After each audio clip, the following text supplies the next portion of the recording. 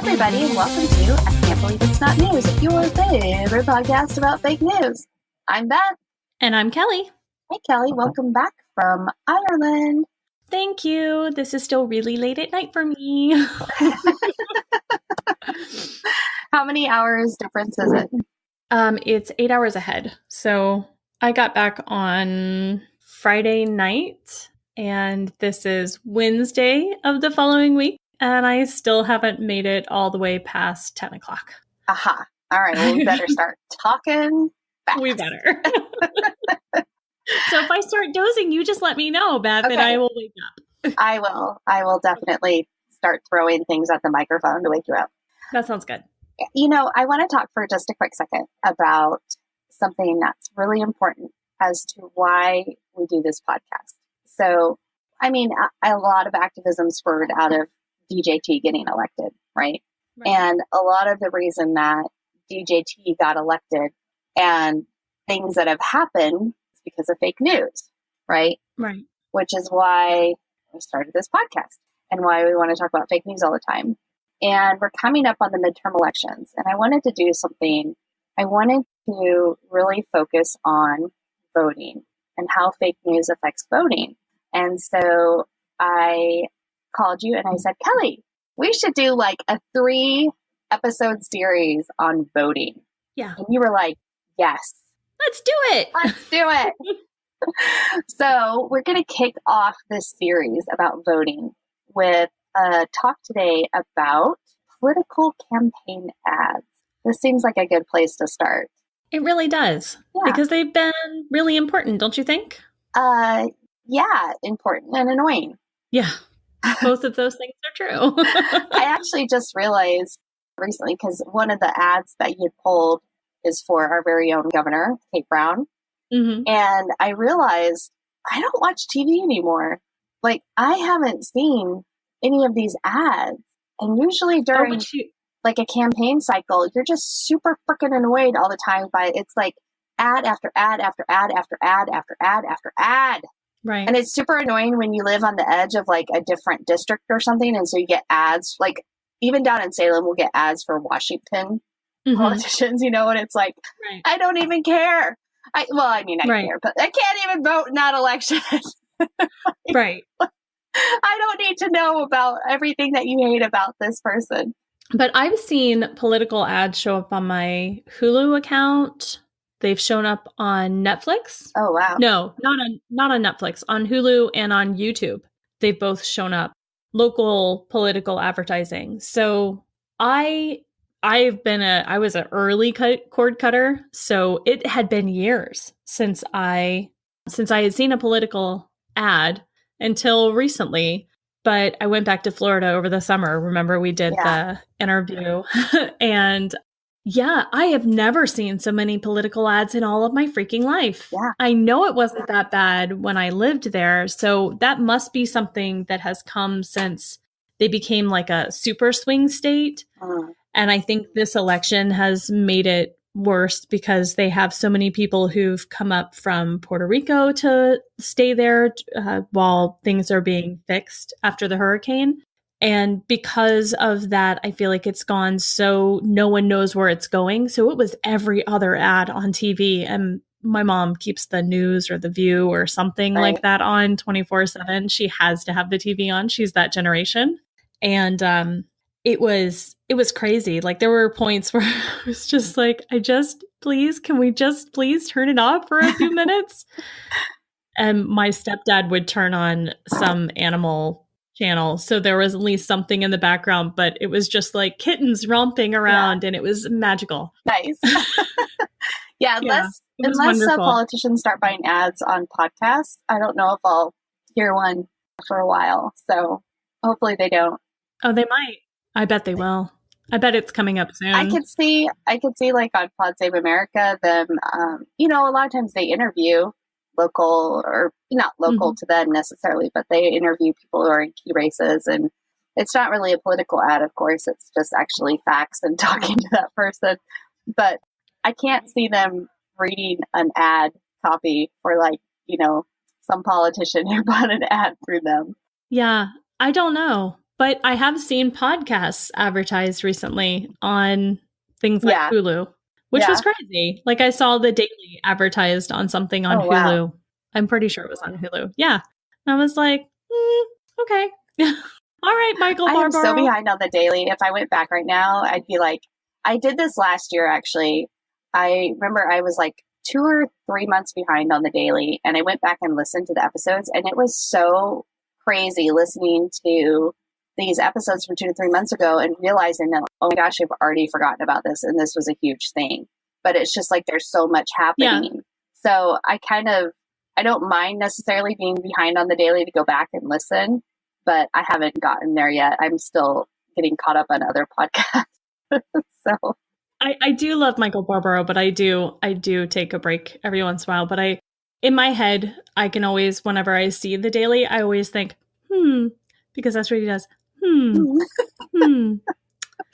I think sometimes I save him for when I can't sleep because he has a very soothing voice, and I just fall right asleep. He does. Yeah. Yeah. He does. All right, let's get to our podcast, which I always listen to every week that it comes out because, yeah, we need that. We need that listen. We need that download.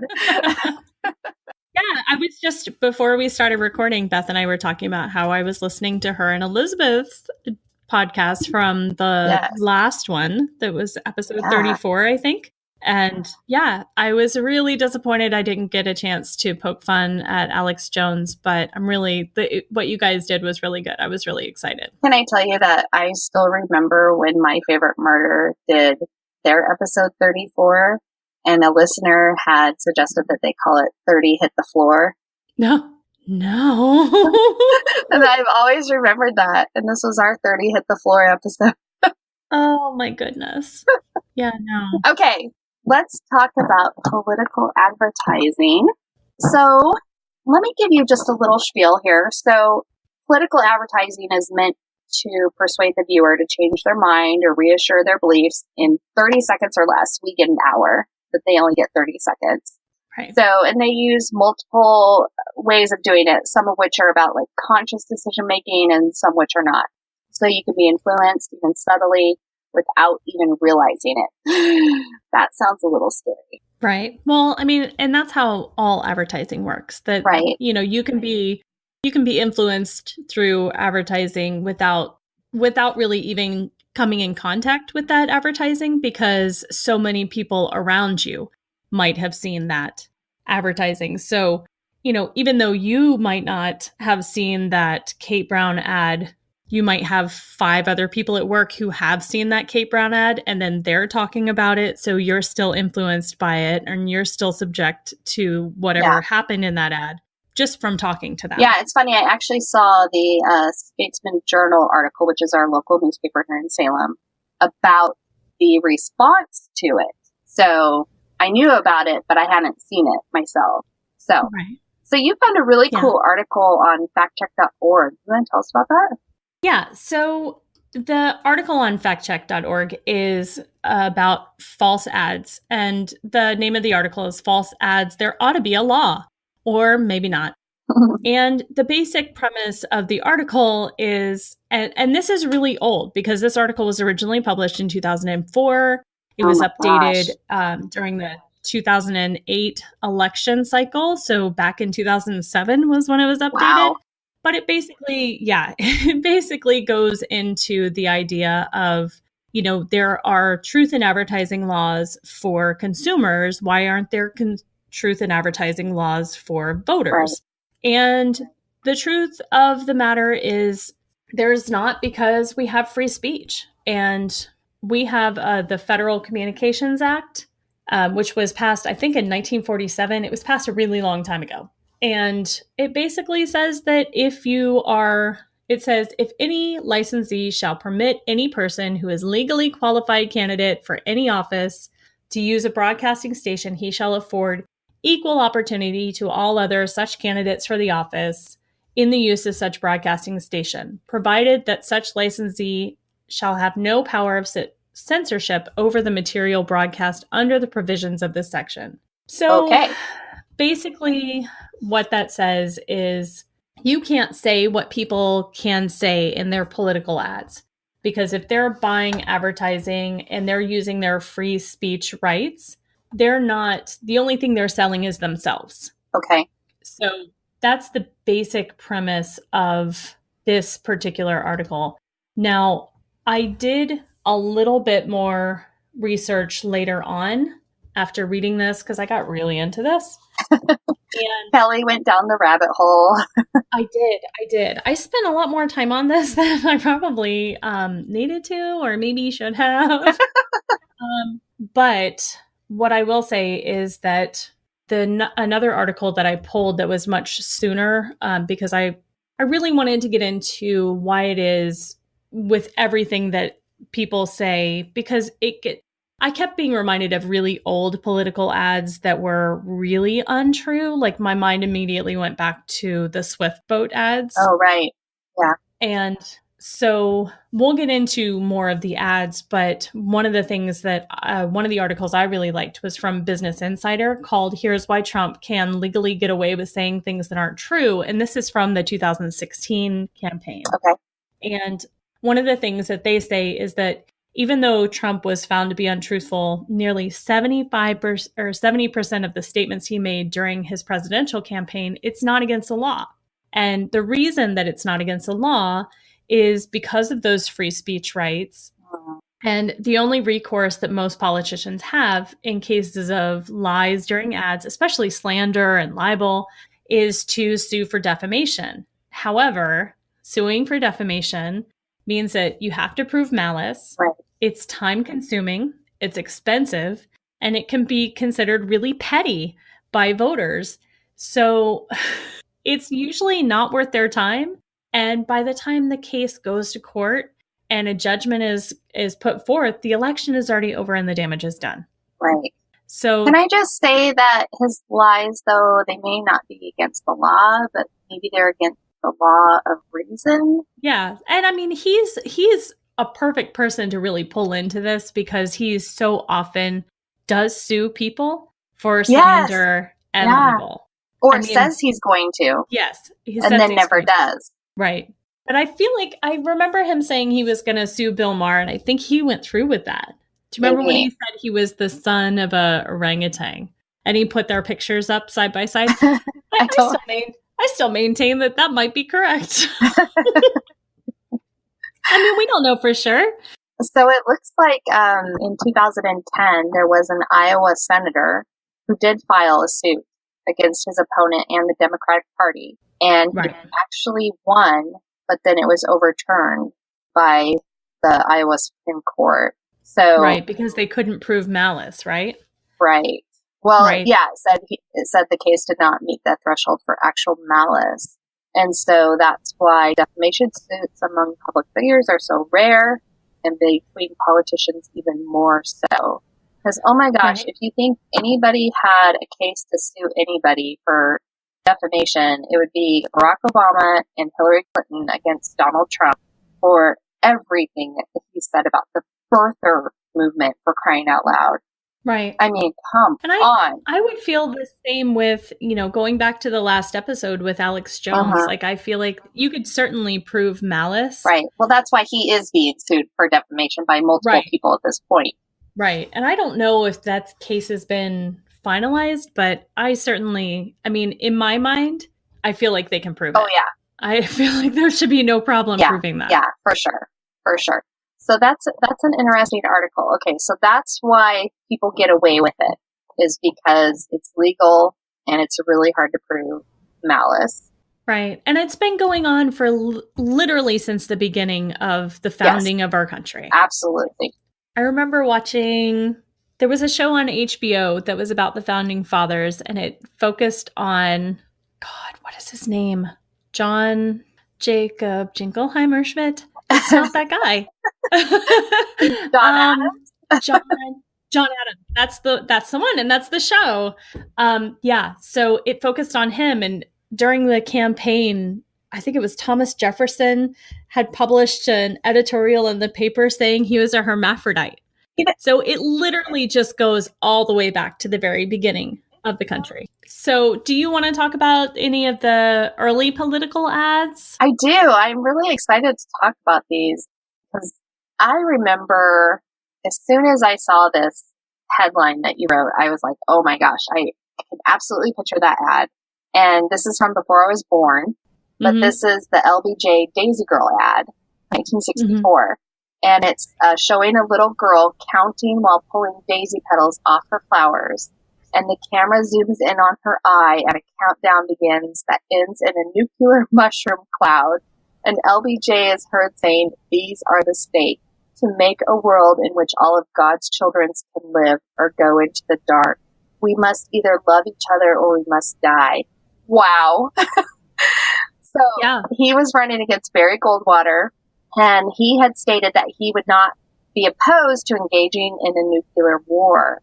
And so this was the ad that changed political advertising forever, and it's remembered as one of the most effective political ads in history. Granted, I was born 11 years later, and I know it. And it only aired once. Can you believe that? It was so only once controversial that they pulled it after the first time it was shown. It literally scared people to the polls. That is crazy. And okay, so Johnson's majority in the 1964 election was the largest since James Monroe's virtually uncontested 1820 reelection. Yeah. That's insane. Yeah. And that's how effective it was. I imagine a candidate right now saying that they would not be, honestly, I shouldn't say imagine a candidate saying this. Can't say that anymore. Donald Trump has fucking said he would use a nuclear bomb. He said he would use them against our enemies if he had to. And you said that on Twitter. Yeah, I'm sure he said it. Yeah. Fuck. I'm so looking forward to a day when our president doesn't spend half his day being randomly racist and rambling on Twitter. Yeah, like today, put up that, what was it? I responded to it. It was so dumb. He's so dumb. Oh, he said that if an article cites an anonymous source, that it's fake news. Oh, I did see that. Stop reading. And I was just like, that's not how that works. No. That's just not how that works. No. Like in any way whatsoever.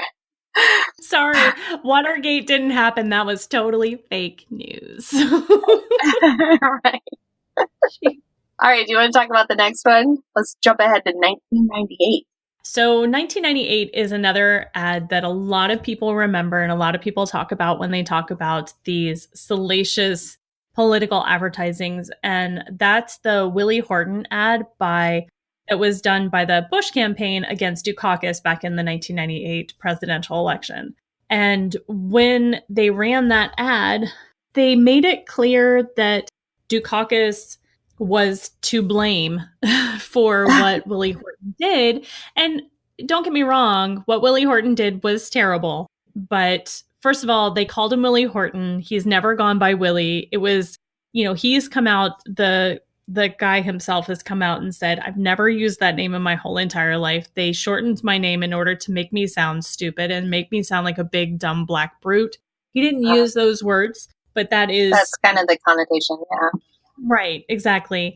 And what this ad did was it used racial fear-based advertising against the opponent because Willie Horton raped a white woman. And that was, the late 90s were a really hard racial time you had so many things going on, and there were still so many areas that were ghettoized. There were a lot of racial inequities, and it was a gross way of doing this. Right. And it was one of those really bad muckraking type of components of political advertising. And there's a famous quote from the GOP campaign strategist Lee Atwater, who said, by the time we're finished, they're going to wonder whether Willie Horton is Dukakis's running mate. Yeah. So that's how much they talked about this. Bush used to talk about it every time he would have speeches. So it was just something they pounded and pounded and pounded. And in the beginning, Dukakis had a 17-point lead over Bush. And he lost by 7 or 8 points. And he had the first female vice presidential candidate too. Geraldine Ferraro, wasn't it? Geraldine Ferraro. That's right. She passed away not too long ago, I think. I think you might be right. But remember, they had these. Did you watch the second season of Stranger Things? Yes. They had the advertisements on the lawn. Yeah. Everyone from like the suburbs had the Bush campaign front lawn. And then the lady, what is her name? The mom. The Winona Ryder character. Yes. Whatever her name is in the show, but she had a Dukakis political sign on her front yard. And I was like, that's very interesting, the way that they'll take the two sides of, you know, you take someone who's maybe on a lower middle class scale and they would be more democratic. And then you take the higher, and they even have conversations about it in the show. So it was interesting. That's funny. Okay, well, let's move on to 2004. Yeah. You already mentioned this one. So this is the Swift Boat ads against John Kerry. I'm going to tell you something, and then I'm going to let you talk about it because I know how excited you are. When I woke up in the morning and found out that George Bush had won re-election over John Kerry, it was literally like Christmas had been canceled. I was so devastated. I just didn't think it would be possible for our country to re-elect such a moron. And now I'm really scared. A terrible person. Now I'm really, really scared for 2020. Yeah. Okay, but tell me about Swift Boat ads against John Kerry. It's the reason we can't be complacent, right? Right. Totally. 100%. We're doing this podcast until Donald Trump is out of office, at the very least. It was really, I remember these ads being on the air. I remember being in my mom's house and seeing one and thinking, how is this legal? This doesn't seem legal. How are these people getting away with it? So if you don't remember, the Swift Boat ads against John Kerry were ads that came up, and they were supposed to be people who had served during Vietnam with John Kerry, saying that he didn't deserve the medals that he got, and he was a traitor to the country because he had given back some of his awards. And early in the advertising campaign, when these ads were out, Time magazine surveyed public credence in those ads and in the advertisements among those who viewed them. The poll, which was conducted for 3 days, showed that about 1/3 of viewers believed that there was at least some truth to the allegations. Among swing voters, about 1/4 felt that there was any truth to the ads. So most of the controversy centered on the group's testimony. And this wasn't just the ads. This was a whole PAC, political action campaign committee, dedicated to trying to not get John Kerry elected. So there's a great Wikipedia page that I got very lost on when I was doing this research. It is very long, it's very detailed, and it basically says they lied. And they knew that they were lying. None of these people actually served with him. Only one person served on a Swift boat that was even in his group, but was never in his troop, was never with him.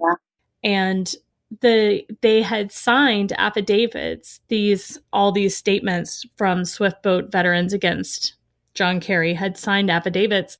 One of the people who signed this, Alfred French, acknowledged he had no firsthand knowledge of the events to which he had sworn. And one of the other guys actually came out and said, you know, in the beginning, I thought I was just there to tell my story. As we got into it, I realized that that is not what this was.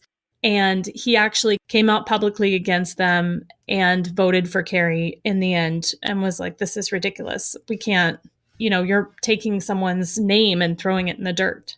So one of the problems with this was Bush did not pay for these ads, which was how they got away with this for so long, because there were some campaign regulations around that back then. But he didn't condemn this ad either. He didn't endorse it. He didn't condemn it. And that was a very telling thing, that he didn't at least say, this is gross, because he should. And we're going to put up all the YouTube videos for these ads. And when you see it, I did watch it twice today again, just to see, because it's been so long since I've seen it. And I'm really still at 40 years old, still, you know, what is it? This 2004, that's 14 years ago. Still, all these years later, even with Trump as president, I am still shocked at how bad that ad was. It was really gross. And it's the same people who did this one. No, that's wrong. There's the same people who did Vietnam vets against McCain are the same people who did Vietnam vets against John Kerry. Yeah. So there's all these people who are willing to, for the sake of getting their political way, are willing to lie. And it's very disappointing. It is disappointing. And the last one that we are going to talk about here is the John McCain one. And quick little RIP to John McCain away. And he wasn't always our favorite person, but he wasn't always our least favorite person either. So, right. And in 2008, the Vietnam vets against McCain went hard against him, and saying that when he was a POW, he was a Hanoi Hilton songbird who collaborated with him. And Political Fact has rated that as a pants on fire. And even recently, too, they keep coming out with the fake news about him. And I know this wasn't necessarily for a political ad, but keep saying that he was the one responsible for the fire on his ship that killed, I think, 174 sailors. And he was there. And I read about this a little while ago for one of the other episodes. We ended up not using it, but it was, he was there. He was there when the fire happened, and he fought really hard and worked really hard to save people's lives, and was very heroic that day, and was, of course, really devastated by the loss of almost 200 sailors on the ship that he served on. And, Right. it's ridiculous when people come out and say these things, that he was, responsible for that, or that he was, collaborating with the enemy as a POW. I mean, it's just ridiculous. Whatever my policy differences with John McCain were, I'm never going to not acknowledge the fact that that man was a hero and went through things that I can't even imagine. So. Right. And, in that article, which we'll put up, but in that article, it talks about how when he was captured and he was tortured, he gave up information, and he admits giving up information in his own autobiography. But he talks about how the stuff that he gave up was like attacks that had already happened. And when they asked for soldiers' names or commanders' names, he gave them the names of the starting lineup of the Green Bay Packers. So, and at one point he was forced to sign a confession, and he had put all these code words in to show his, so that when it went out, they knew he hadn't given any information. It was like these communist code words and things like that he was able to stick in there, that they wouldn't have known that these are codes. And it was really, it's always gross. And it was especially gross back then because it was, it's always a thing where it's, not in 2008, because that was when Obama was running against him.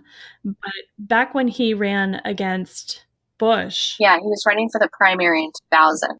Yeah, back when he was running against Bush, and back when John Kerry was running against Bush, it was always like, really? You're going to believe that these decorated soldiers are these horrible people, but this guy whose father got him deferment, so he never had to go to Vietnam and serve at all, is a great guy. And, I went and looked it up today because I hate Trump. I really do. I think he's a terrible person, and I think he's a terrible president. But in the long run, he has done nowhere near as much damage as George W. Bush. Like, George W. Bush did so much fucking damage to our country and is still doing it. We still have soldiers right now in Iraq and Afghanistan. Iraq is coming up on being the longest war we've ever been involved in.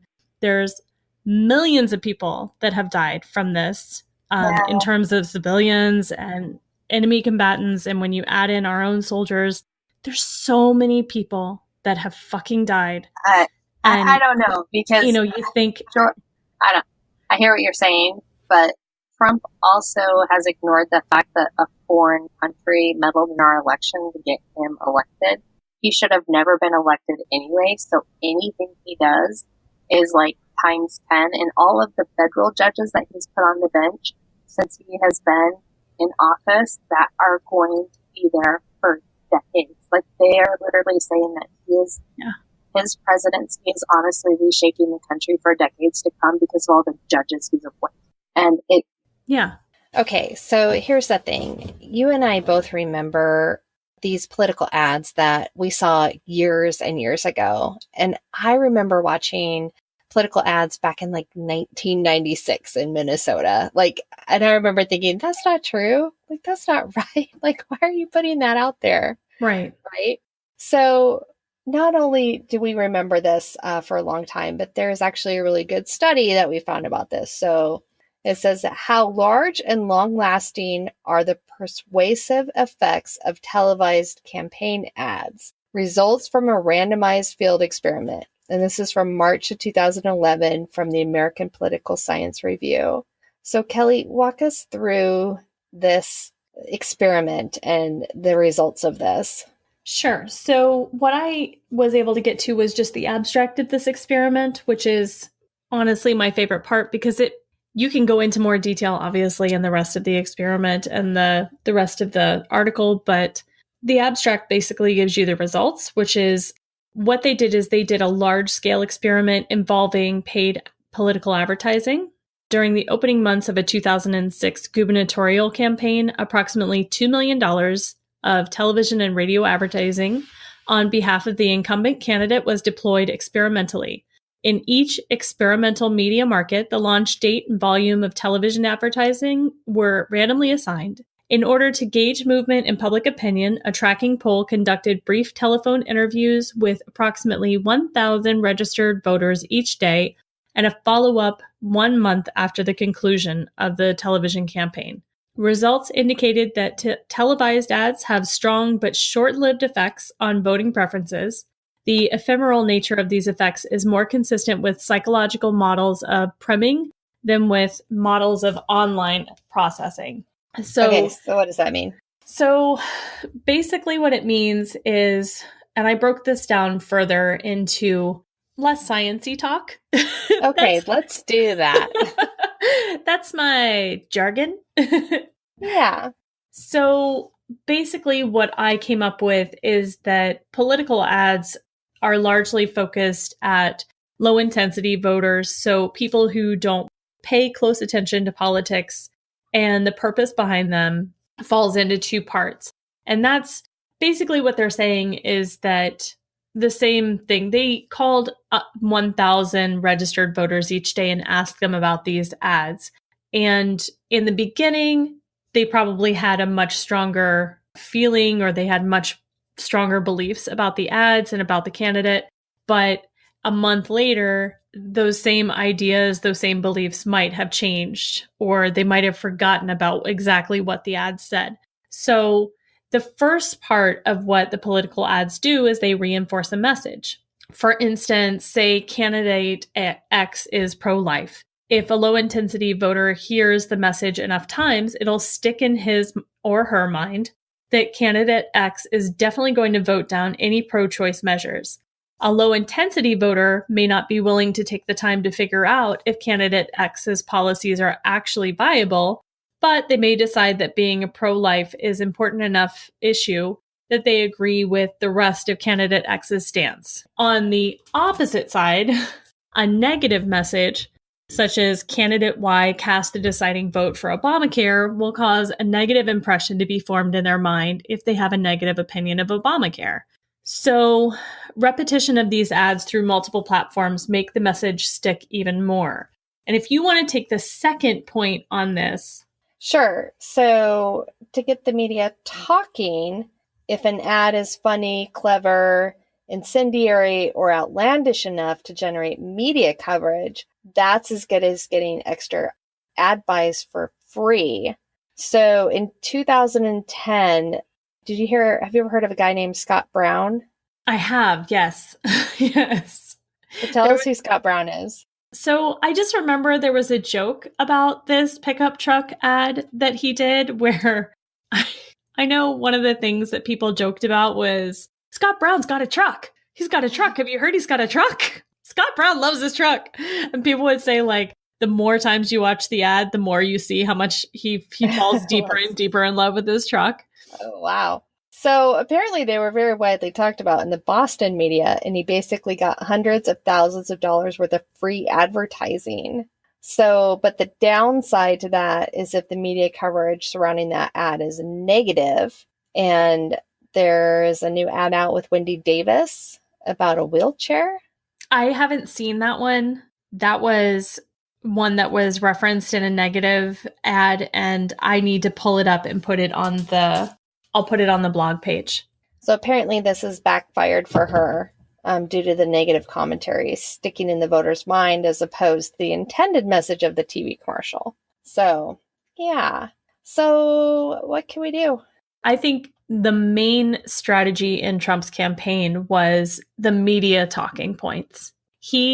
And you'll see it even now. If something is going on and he doesn't like what's going on, he'll do something outlandish to make sure that the media is focused on him and focused on what he wants it to focus on instead of focusing on, say, world events. Because, I mean, I don't remember the last time I heard about any of the real world events that have been going on because the news always focuses on him. Yet, I would maybe point out that South America is in a bit of a crisis. Syria is still going on. We still have troops overseas. So, there's plenty of other countries where shit is going on. I mean, I believe Venezuela is just becoming a failed state right now.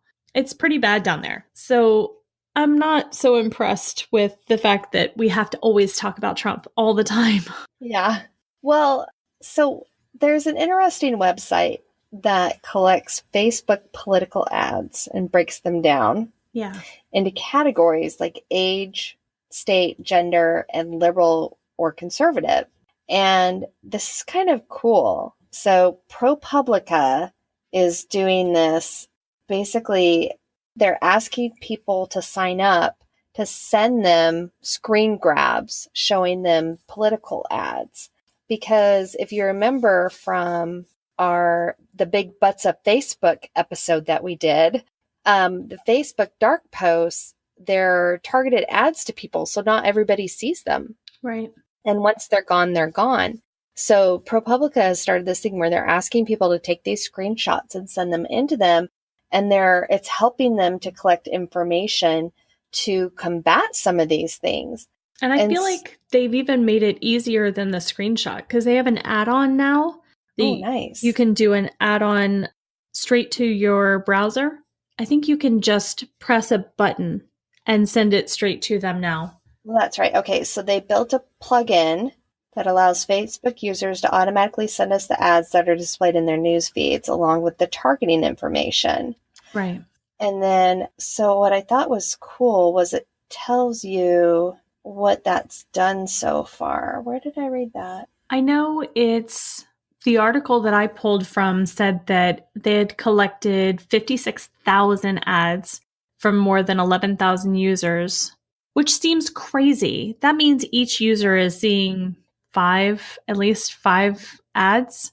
What is that? 5.5 ads about? Yeah.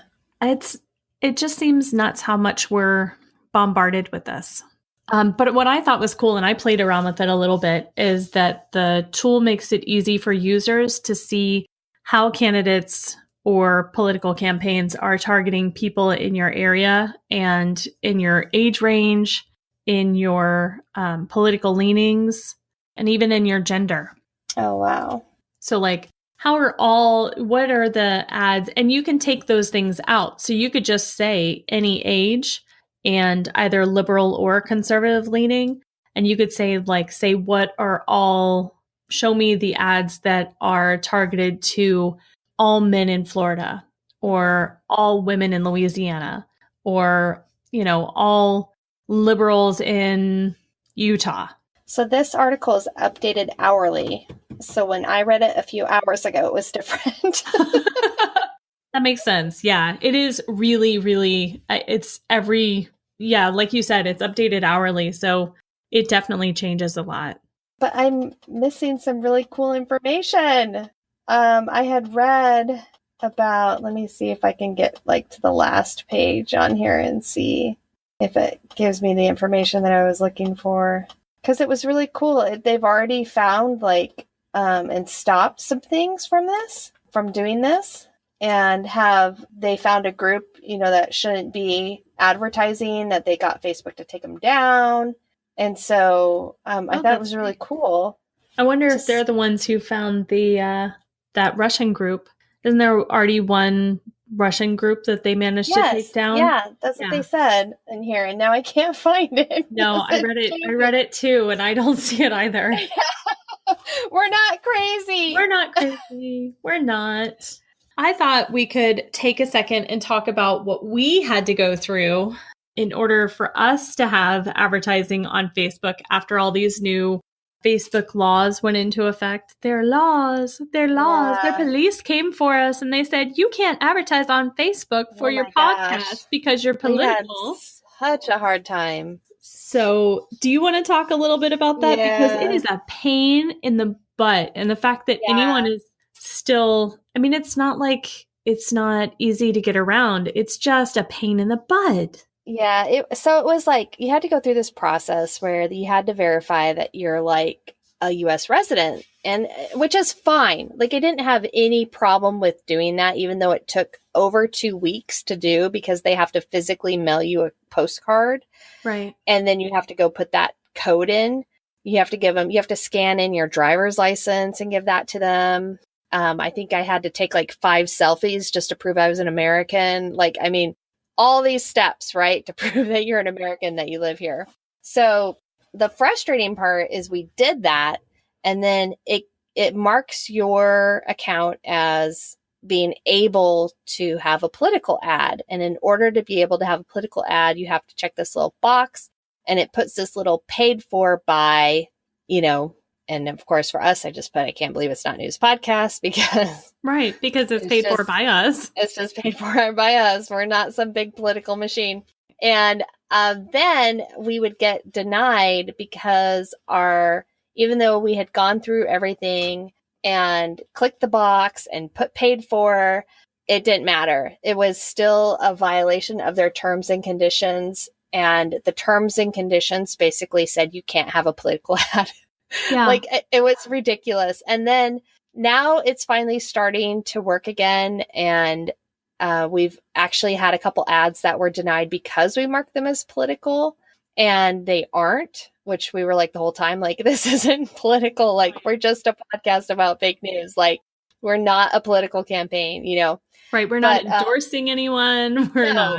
Yeah, no, that's not what this is about. But whatever. Like, we're trying to play by your rules. It's just really freaking hard when you have a robot responding to our request for what's going on. So it's finally starting to go through again. And I actually got an old ad approved finally. It came back and they were like, yeah, this is fine, and approved it. And I was like, motherfucker. Yeah. And now I keep getting pop-ups saying your ad isn't approved. And I was like, that was 8 weeks ago. Like, really? Yeah. So yeah, Facebook is definitely has changed what they do. And so we have this article called How Facebook Regulates the Wild West of Political Ads. Based on our experience, it was just kind of like, at first, fuck you all. And then now it was like, we don't want any of your money. I was like, wow, okay. But it does seem to be getting better. Yeah. Basically, it seemed like it was a knee-jerk reaction. We're going to stop everything. Right. And then we're going to figure it out as we actually hire real people to handle these issues. Right. And I don't know if you remember this happening, but within the last month, Facebook's stock went just fucking tanked. Oh, yeah. Took a super duper nosedive, and everyone was like, oh, this is Cambridge Analytica finally catching up to them. And while that's kind of true, the stock market doesn't react that freaking slowly. So I have a good suspicion, and this is my own opinion based on our experience, was that their advertising revenue just went to shit because they couldn't figure out how to do an algorithm that people could actually put ads through. Because, I'm an admin on, I can't believe it's not news, but that's not the only page I'm an admin on. And I could not get an ad approved on any page I was an admin on. And that's crazy. And even when I just tried to promote our page, it would tell me that there was too much text. Yes. Too that's much the other text thing in our picture. And I was like, it's a logo. What is wrong with you? And you can't fight with their little bots. So I really think that last stock dive all happened because it happened because of, it happened because of Cambridge Analytica, but only really just because Facebook had to change stuff right after Cambridge Analytica because they got caught out and they knew they had to change things, but they didn't have the algorithm right yet. And they're so opposed to hiring people.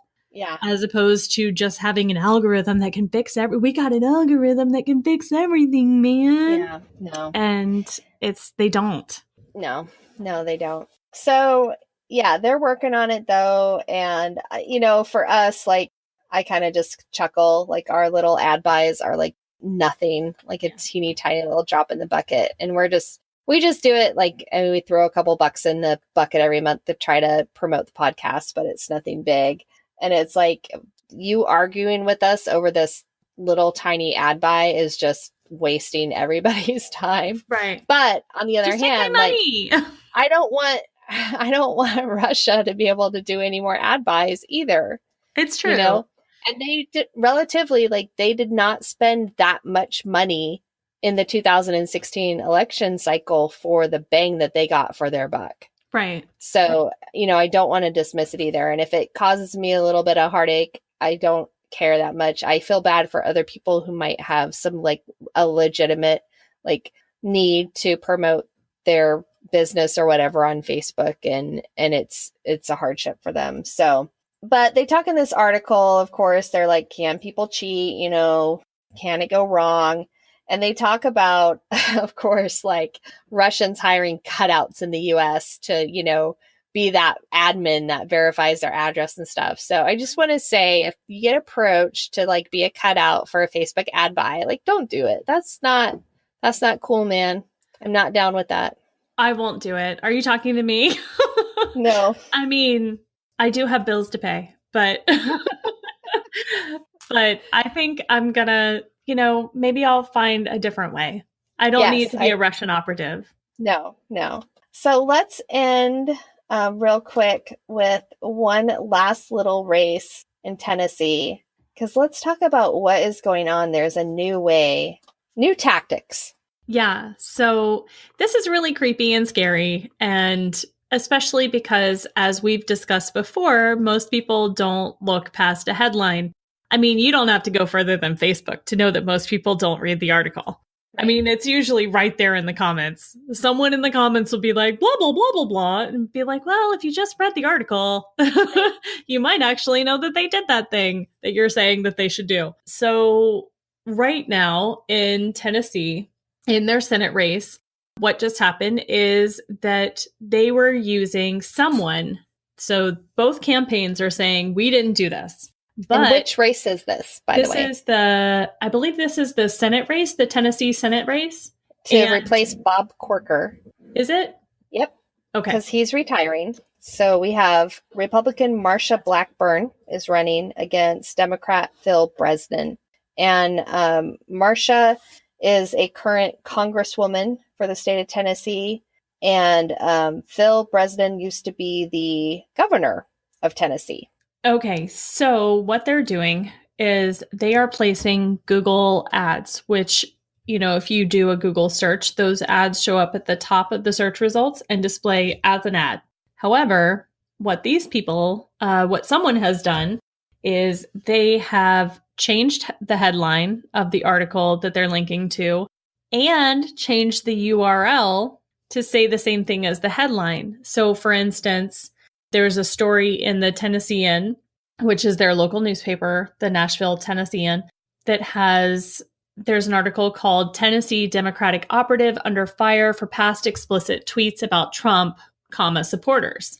The headline that shows on Google Ads, when you search for, just say, Bredson, is going to show up with the headline, Trump voters idiots, according to top Bredson spokesman. And then the URL will also say Tennessean.com, Bredson insults /Trump voters. So if you click on these, what happens? It takes you to an article that doesn't say anything of the kind. And both candidates are saying, we didn't do this. So it's because Google has privacy involved with the owners of these ads. They're not going to say who paid for them, and they're not sponsored by anybody. So that's pretty devious, because a lot of people wouldn't even click on it. You just see it, and then you're like, oh, that Bresnan guy, he thinks Trump voters are idiots. I'm a Trump voter, so he must think that sounded really weird to say, by the way. Didn't it? I'm a hypothetical Trump voter, so he must think I'm an idiot, so there's no way I'm voting for him. Right. You never click on the article, which wasn't a story about a Bresnan spokesperson, and it's not the headline of the actual article. And same thing the other way. It's against both candidates. Right.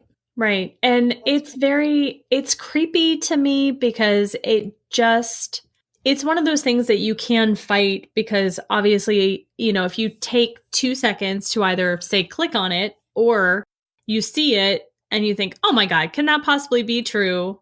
And say you Google, did a Bresnan spokesperson say Trump voters are idiots?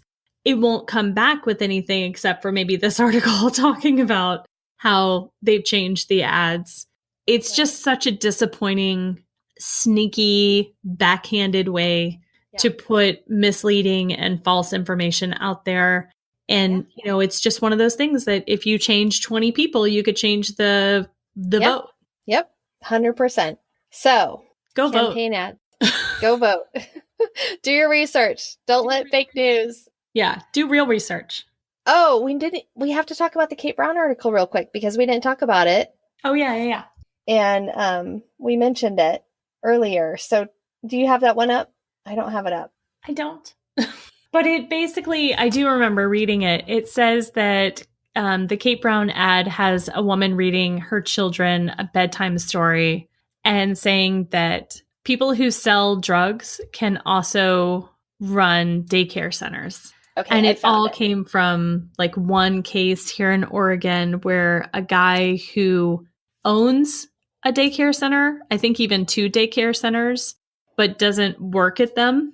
Right. Like he's just an owner. He's not an operator. Is also a person who is I think he is a grower for one of the marijuana dispensaries. Yeah, he either owns a dispensary, but either way, I don't know that this is something to be that alarmed at. I'd be more alarmed if he was like, he makes brownies for the daycare center. Right. So there was a complaint lodged that he was storing massive amounts of marijuana at the daycare. Right. And it was found to be untrue. Right. And then he ended up just closing down the daycares, because one was in his home and one was in a rental. And then he worked and had the dispensary on a separate site. Right.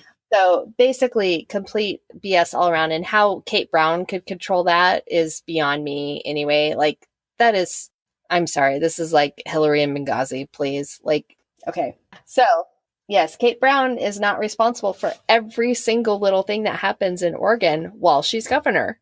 That's literally not how it works. This isn't a policy that she put into place that caused this, or this isn't something that, she did that would have been like, she didn't come out and be like, I think that daycare centers and pot growers should work together. Right. No, none of that. I think all daycares should have a dispensary right inside of them, which honestly, if you asked parents, might actually be a good idea. Right.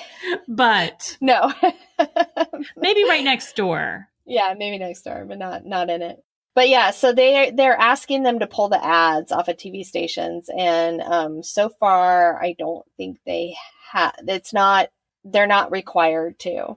But this is definitely a big lie that's going around about that. And there's something going on with like foster parents, and I've seen there was like the foster parents were standing up for Governor Brown and saying that no, she's fought for us, So yeah, do your research. Definitely do your research before you vote. And don't want to walk into a voting booth and this has happened to me, especially in Oregon, we are so lucky that we get to vote by mail. Because honestly, it takes me between 2 to 3 hours to vote because you don't know everything that's going to come on your ballot, and you get it and you're like, oh, I've never even heard of this measure. Let me look it up and see what it is. But I remember when I voted in Minnesota and I walked into a voter's booth and I had to make a decision on something I had never heard of. I didn't know what it was and I didn't have any information. And I couldn't leave the voting booth and go ask. Right. I just had to make a 50-50 coin toss. So I definitely am a proponent for vote by mail because it gives you the time to do the research to figure out what it is. It does. Anyway, I know not everybody has that option, but so are you ready to spread some jam? I am. I'm super, super duper ready to spread jam. Well, I know you weren't here last episode, but I went first. So I guess that technically means it's your turn to go first. Yay! I'm so glad it's me because I'm so excited this week. I just finished this morning this great book. It's just been made into a movie. It's called Crazy Rich Asians. Oh, I've heard about this movie. Yes, and it's so much fun. I wholeheartedly recommend the book. I recommend the audiobook if you can listen to it because she does accents perfectly. There's a lot of words that are in different languages, from Mandarin to there's just a bunch of different languages because it doesn't just take place. It takes place in Singapore, but the people that are mainly in the story are people who came over from China back when communism first took over in China. So they're super duper grossly rich, and it's so much fun. It is such a love story at its heart. It is very poor girl meets great guy, but doesn't have any idea that he's rich, especially not ungodly rich. And, goes to meet his family and they hate her. And she's treated really badly and she doesn't really understand why. And then, I think it's a trilogy. I don't know if the third one is the last one, so I don't want to say it's a trilogy, but it has at least 3 books, and it's just great. It's not a hard read. It's not like a big, huge, deep thinker book, but it definitely challenges you on different things, and it's just so much fun. And right now, thinking about everything else that's going on in the world, I really needed a fun book, and this one was really great. I loved it. That's awesome. Well, my jam of the week is also really fun. I picked the song by Harry Belafonte, Jump in the Line. Yay, I love that song. The reason I picked it is because it came on, I was listening in the kitchen and I got my kids to dance with me to it, and Hannah just absolutely loved it. So she put it onto her iPad, and my kids came into my bedroom the other day and they were like, "We have a surprise for you." And I was like, okay. And they had made these signs and they turned that song on and started dancing. And when it got to the part where it says, "Okay, I believe you," they both flipped up their signs and they had made signs that said, "Okay, I believe you." Oh, so cute. And I was like, that's awesome. That's amazing. So, and then it also just kind of made me laugh with this week with the political ads that it was like, "Okay, I believe you." Yeah. Yeah. Don't just fitting. Jump in line to vote, but make sure that you're believing, real facts instead of fake news. Right. You can believe us. Yeah. We would never lie to you on purpose. Yeah. With malice intent. So don't sue us for defamation. Well, hey, if you guys enjoyed this episode, you can find us on Twitter and Facebook at Podcast Fake News. You can email us show ideas, comments, concerns, feedback, encouragement, whatever, at podcastfakenews@gmail.com. And don't forget to check out our blog that we put together at podcastfakenews.com. And slide on over to Patreon, give us $1 or $2 a month, and you probably won't get much for it, but satisfaction of being jelly of the pod. Yeah, do it. That's really all you get. And so this is going to be, we're going to do another couple episodes on voting. So if this is something that you're interested, be sure to stay tuned and let your friends know so that they can be informed before November as well. So, all right, until next time, spread jam. Not lies.